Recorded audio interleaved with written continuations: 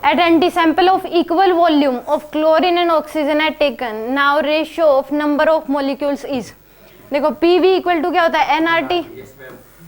अब normal temperature pressure, तो normal temperature होता है 298 केल्विन यानी कि 25 डिग्री सेल्सियस। तो टेम्परेचर कितना लोगे यहाँ पे 298 केल्विन, ये नॉर्मल टेम्परेचर होता है। और अगर प्रेशर जो होगा वो कितना हो जाएगा 1 atm यानी कि 10 की पावर 5 पास्कल।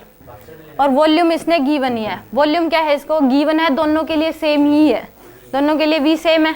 तो यहाँ से नंबर ऑफ मॉलिक्यूल्स का रेशियो पूछा है, तो n की वैल्यू क्या हो जाएगी PV बाय में RT के इक्वल यही आएगी। तो यहाँ पे P same, V same, T same दोनों के लिए, तो नंबर ऑफ मॉलिक्यूल का रेशियो क्या आएगा 1:1। प्रेशर सेम है, यही लेना है 1 atm normal temperature pressure. Temperature इनका सेम है 298 केल्विन, प्रेशर सेम है 1 atm और वॉल्यूम इसने सेम दे ही रखा है। तो नंबर ऑफ मॉलिक्यूल्स का रेशियो जो आएगा वो 1:1 आएगा। आगे समझ। मास कम ज्यादा कैसे हो, नंबर ऑफ मॉलिक्यूल्स पूछे कितने हो गए, रेशियो ऑफ N1 N2 की वैल्यू पूछी है। रेट तो मैम मास ज्यादा है, बड़े मॉलिक्यूल्स हैं, छोटे मॉलिक्यूल्स हैं, उतनी वॉल्यूम में है तो मॉलिक्यूल्स हाँ एक वो होती है ना क्या नाम उसका, एवोगैड्रो हाइपोथेसिस।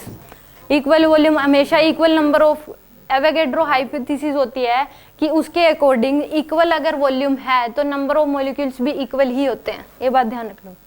अगर वॉल्यूम इक्वल दे दिया तो नंबर ऑफ मॉलिक्यूल्स भी उसमें इक्वल ही होंगे, चाहे वो क्लोरीन ले लो, ऑक्सीजन ले लो, कोई भी गैस ले लो आप। हाँ तो इसीलिए तो रेशो 1:1 है, नंबर ऑफ मॉलिक्यूल्स इक्वल ही होंगे। एक मोल में कितने होते हैं, एवोगैड्रो नंबर के बराबर ही होते हैं। तो इस केस में एक होता है कि एवोगैड्रो हाइपोथेसिस क्या होता है कि उस केस में अगर वॉल्यूम इक्वल है तो नंबर ऑफ मॉलिक्यूल्स भी इक्वल ही होते हैं, ठीक है। तो इसमें रेशो 1:1 आ जाएगा डायरेक्ट भी देख के। अगर आपको ऐसे दे दे कि वॉल्यूम फिक्स है और प्रेशर टेम्परेचर नॉर्मल टेम्परेचर लेना है, तो उस केस में आप ये बताओ कि नंबर ऑफ मॉलिक्यूल्स का रेशो क्या आ जाएगा, तो 1:1 होगा, बिना देखे टिक कर सकते हो आप, ठीक है।